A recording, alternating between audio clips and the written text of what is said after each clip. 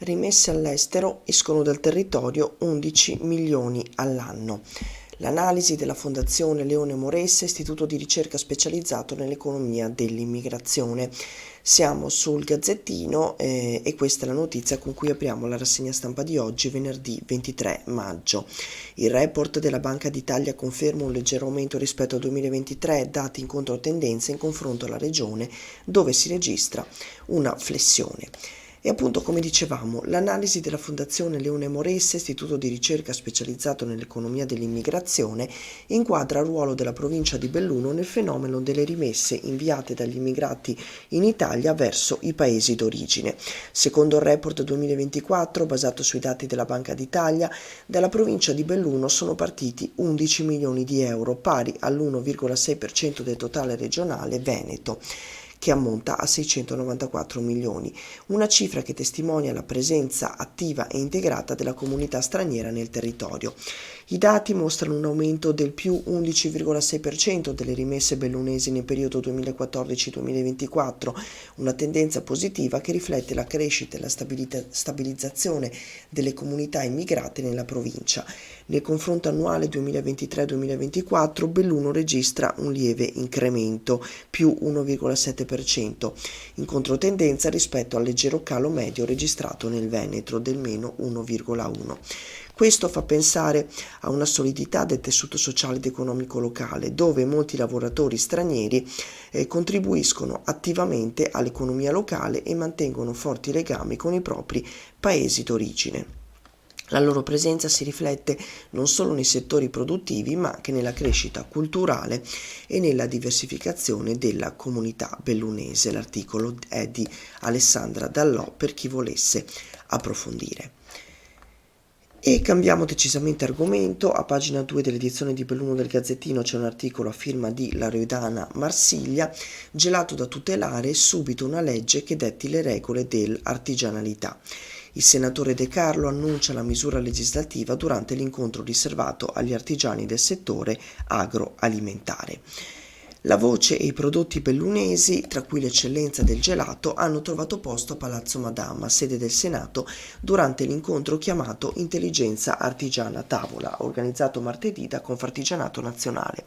Non poteva mancare il senatore bellunese Luca De Carlo, presidente della 9ª Commissione Senato Industria, Commercio, Turismo, Agricoltura e Produzione Agroalimentare, che ha annunciato di voler riprendere il testo di legge incardinato nella precedente legislatura dal ministro bellunese, il 5 Stelle Federico D'Inca, a tutela del gelato artigianale. De Carlo ha colto infatti l'occasione per annunciare i prossimi provvedimenti in materia di artigianato agroalimentare e ha detto: arriverà presto a conclusione il decreto di legge pane con una chiara legge quadro e subito dopo ho intenzione di dare il via ai lavori per una legge sul gelato, un prodotto invidiato e copiato che nessuno come gli italiani e i bellunesi sa fare. E appunto, per chi volesse approfondire, c'è questo articolo di Loredana Marsiglia sul Gazzettino. E poi ancora andiamo a leggere altre notizie. Ci spostiamo nel territorio di Feltre, dove c'è nel territorio feltrino e nello specifico a Cesio Maggiore, dove c'è un articolo di Alessia Dallò. 3 bordate sulla vetrina, sparite le bici. Infissi del negozio San Vido divelti nella notte tra mercoledì e ieri con un furgone usato come ariete rubato alla vicina Cassolla Reti. Il titolare Roberto Cassol: i ladri sono arrivati alle 3:25 ed hanno subito fatto perdere le tracce, sottratti 7 cicli. Non c'è pace per i negozi di biciclette del territorio. Ancora una volta, nella notte tra mercoledì e giovedì 22 maggio, i ladri sono entrati in azione. Questa volta nel mirino è finito il negozio San Vido, nel cuore di Cesio Maggiore, un punto di riferimento storico fondato da Sergio San Vido e da oltre 30 anni gestito da Roberto Cassol, suo fidato meccanico, oggi affiancato dal figlio Alessandro, 21 anni appena, e già animato da una grande passione per il mondo della bici. La dinamica purtroppo è ormai fin troppo nota anche alle forze dell'ordine. I malviventi rubano un furgone da una zona poco distante, lo usano come ariete per sfondare la vetrina dei negozi e fuggono con le biciclette. Un copione già visto nel settembre 2024 da Girelli di Santa Giustina e che sembra ripetersi con inquietante precisione. A sconcertare maggiormente il fatto che questi colpi avvengano in zone centrali circondate da abitazioni. I ladri agiscono così rapidamente che quando ci si rende conto di quanto accade, il furto è già stato consumato. E dal negozio fanno sapere che avevano già subito un colpo nel 2010, un altro simile si verificò appunto da Girelli a Santa Giustina nel 2024.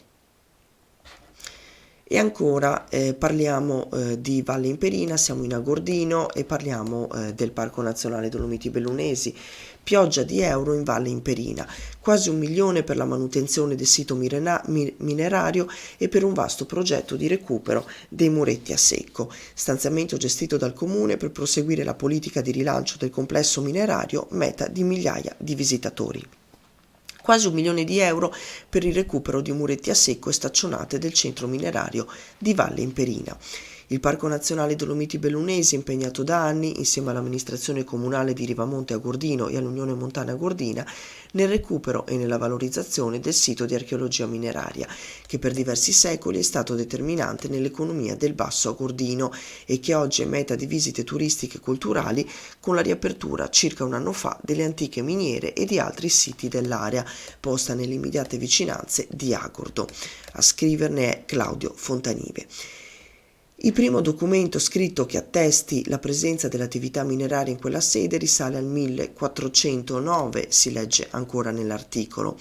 E ora appunto grazie ai fondi del Ministero dell'Ambiente e della Sicurezza Energetica, il Parco Nazionale finanzierà un articolato progetto curato dal Comune di Rivamonte Agordino per un importo complessivo di 940.000 euro. Questo nuovo intervento rientra in un progetto nazionale di restauro delle antiche murature a secco presenti nei parchi nazionali italiani, fa presente il commissario del parco Ennio Vigne. Ci spostiamo ora al Corriere delle Alpi, andiamo a leggere l'altro quotidiano locale, andiamo a vedere le prime pagine, scusate, torno indietro. Nella prima pagina dell'edizione di Belluno si parla ancora della questione trasporti verso Milano Cortina 2026.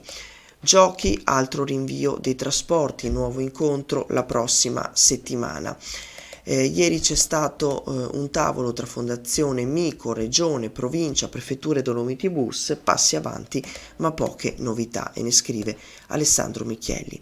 Altro rinvio sul tema del trasporto pubblico bellunese in vista dei Giochi Olimpici e Paralimpici Milano Cortina 2026. Nella giornata di ieri è andato in scena un nuovo tavolo tra Regione Veneto, Provincia di Belluno, Fondazione Milano Cortina, Prefettura e Dolomiti Bus per trovare una soluzione al nodo trasporti durante il periodo delle Olimpiadi. La situazione è ancora in divenire, motivo per cui le parti coinvolte hanno deciso di chiudersi in un silenzio condiviso. Una scelta lecita ma deludente per le famiglie e i cittadini che da mesi chiedono delucidazioni in merito alla questione.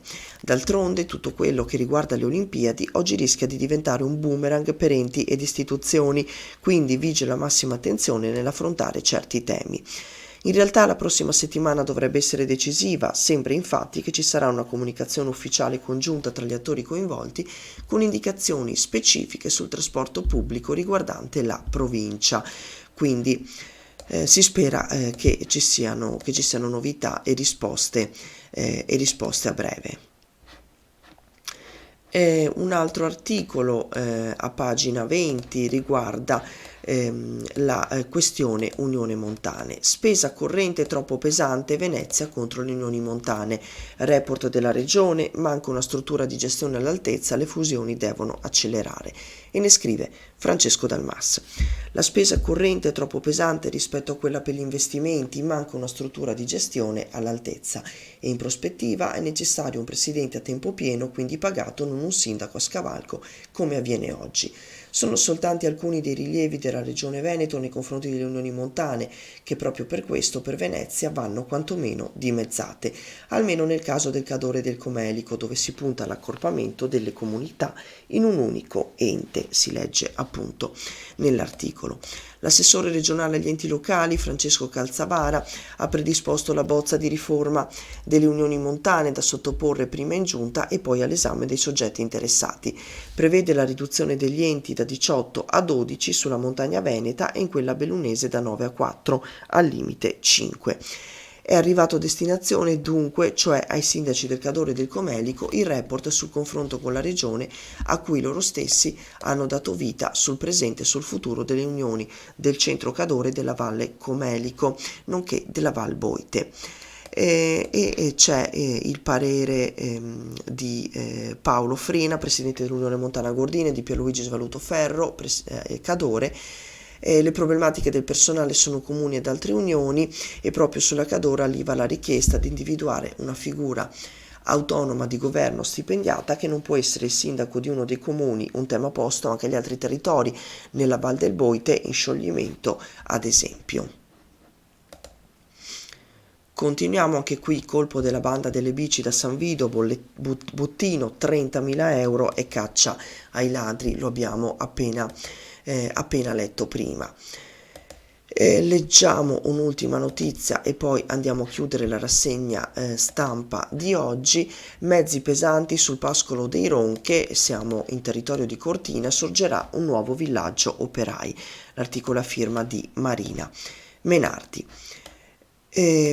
Cortina Bene Comune chiede l'accesso agli atti, si legge il territorio è sotto forte stress e nessuno ha il coraggio di difenderlo. Sradicato il pascolo dei Ronchi in località Socolla Cortina accanto alla stalla delle Regole d'Ampezzo, ma per farne cosa? Quello che sta succedendo sul terreno adibito a pascolo ai Ronche ha messo in allarme molti cittadini di Cortina che passeggiando nella zona non hanno potuto fare a meno di notare mezzi pesanti che stanno eseguendo movimento terra e scavi su un pascolo adiacente alla stalla. Il fatto ha indotto la consigliera comunale di Cortina Bene Comune Roberta De Zanna a fare una segnalazione urgente e una richiesta di documentazione al comune di Cortina, interessando anche altri enti come la soprintendenza, la provincia, la regione e i carabinieri forestali. I mezzi, ruspe, camion, bilici che continuano a girare in zona stanno lavorando sul pascolo con autorizzazione comunale da verificare, in quanto non vi è alcun cartello di cantiere o di concessione per i lavori e c'è una fotografia che mostra l'area interessata. Con questo articolo andiamo a chiudere la rassegna stampa di oggi, vi aspettiamo puntuali domattina sulle frequenze di Radio Piave e poi sulla pagina Facebook e il canale YouTube dell'Amico del Popolo. Grazie come sempre a tutti per l'ascolto e buon venerdì, a prestissimo.